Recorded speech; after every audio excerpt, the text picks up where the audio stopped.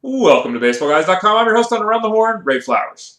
Yesterday we had first half surprises. Today, first half disappointments as we're still at the All-Star break in the 2012 season. And that list can't start anywhere other than with the freak, the Giants' Tim Lincecum.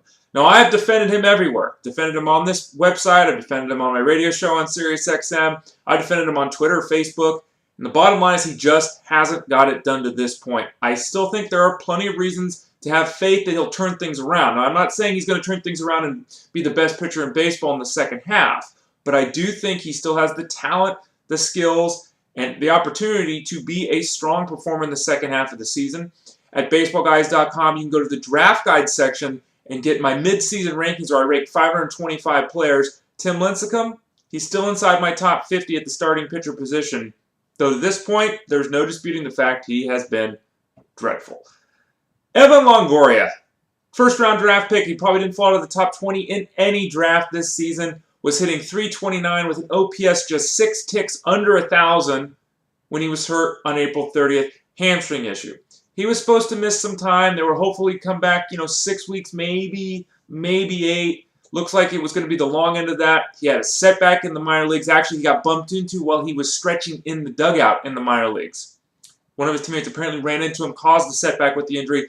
Now we're looking at him not being back till August. So an issue that was going to take a couple of weeks has now stretched out to multiple months, ruining Evan Longoria's season. Hard to blame a guy and ding him when he's hurt, but Evan Longoria has killed those people that took him in the first round of fantasy drafts this season.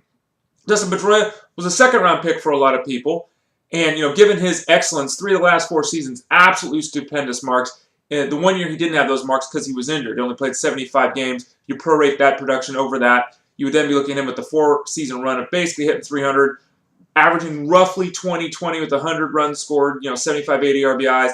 Very impressive numbers for a second baseman. This year, hitting .266. Now, he's a .301 career hitter, so that's disappointing. He's had 20 steals in each of the last 3 seasons he's been healthy. He's got 6 right now. He's got the thumb issue. Oh, it's bad. Dustin Pedroia is hopeful to be back in a couple weeks. He still has the talent. He still could be an elite performer at that second base position in the second half. But to this point of the season, big-time disappointment for the Red Sox second sacker. Let's keep the Red Sox talk going. Let's talk Carl Crawford. Big fan of Carl Crawford. About as big as there is, probably, is me. And what happened with Carl Crawford this year? Massive disappointment. We knew that there were issues with Carl Crawford, be it the elbow or the wrist. Going to miss a little bit of time at the start of the season. Then it was going to be 2 weeks. Then it was maybe a month. Then it became 2 months. Now it's become 3 months. And we still don't know for certain when he's going to be back. Hopefully soon. Maybe a couple of weeks we'll finally get Carl Crawford to make his first at-bat of the 2012 season. Reports have come out that UCL in his elbow is damaged. He will eventually, almost certainly, need Tommy John surgery. Oh boy, here we go with that again. They think they can put that off until the offseason, and then he can have that issue and be back at the start of next season because position players don't need as much time coming back from that injury, obviously, as a pitcher does. But Carl Crawford's season, I'm not ready to call it a bust. I'm not going to say that at this point completely because there still is half a season left. But for the first half, one of the biggest busts in baseball is Carl Crawford. A guy that could be right alongside him is another Red Sox, and that's Jacoby Ellsbury. A dominating force in 2011, 30-30, more than a .320 batting average. 100-plus runs scored. He actually also knocked in 100 runs. He was dynamic. Top 2 or 3 guy last season in fantasy leagues. What's happened this year? Yeah, he's played, 9 games? 7 games. I had to look at my notes. It's such a small note. I didn't even remember. 7 games this season. Now, a couple of years ago, 2010, he only played 18 games. I'm not really to say that this is a chronic issue with Jacoby Ellsbury, but it really throws into doubt what his value is moving forward. Is he a 30-home run bat? Is he even a 20-home run bat? His history didn't show him to be that. Can he stay healthy? Can he stay on the field? Big risk, drafting a guy at the top of the draft you can't, trust to even play half of his games.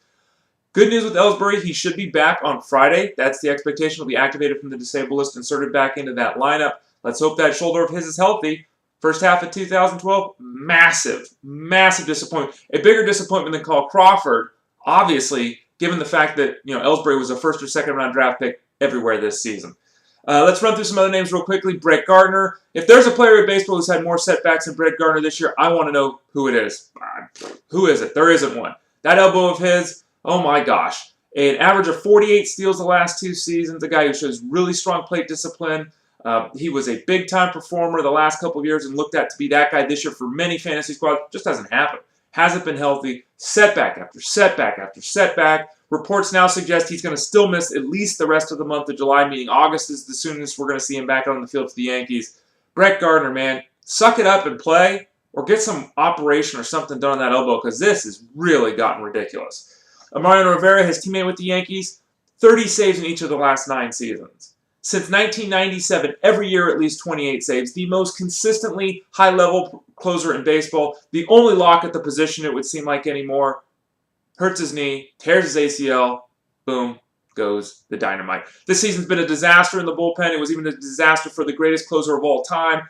Some reports suggest he might return in late September because he didn't have a full tear. He had a partial tear of that ACL. The Yankees are coming out and saying, look, we're not expecting that at all. Even if he comes back, it'll be a couple of outings at the end. Maybe something that helps the Yankees in the postseason, but nothing to salvage what will be the worst season of his career.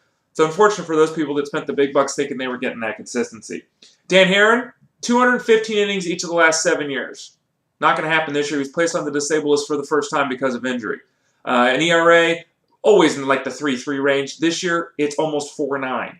A guy who consistently puts up whips in the 1.1, 1.2 area, it's 1.4. His performance has been pretty bad in terms of his fantasy output. His health is bad for the first time. Still seeds here of potential success in the second half if he can get healthy. I still think that there's a pitcher in there that's much better than the ratios we've seen to this point. But a down first half disappointment for Dan Haren. Albert Pujols, his teammate. Yeah, Albert Pujols, man, hit 299 last year. First time he failed to hit 300, hitting 268 right now. Just not getting it done. Now, he has come on very strong of late. His power numbers are back up in line to what you would expect from him, or pretty close to that. The question now becomes, can he get that average back up to 300 this year? That's an open debate. Again, it's at 268 right now. Albert Pujols also currently operating with an OPS that is 250 points below his career average. Not even at 800 right now for the great slugger of the Angels. Carlos Santana, the number 1 or number 2 catcher on almost everyone's draft board this year, hitting in the 220s, has 5 home runs. He has not been a top 15 catcher this season. Dealt with some injury issues recently. He apparently is over those. I still think Carlos Santana's got the skills to be a big-time performer in the second half, but he is not going to live up to expectations after a dreadful first half. That's it, guys. That's my disappointments of the first half at BaseballGuys.com. There's obviously many more players that I could discuss, but I'm out of time. Thanks for joining me on Around the Horn. Don't forget to go to the draft guide section of BaseballGuys.com to get a copy of your mid-season rankings. 525 players ranked by yours truly to help you out, to help you decide what to do in the second half of the season. Thanks for joining me here on Around the Horn.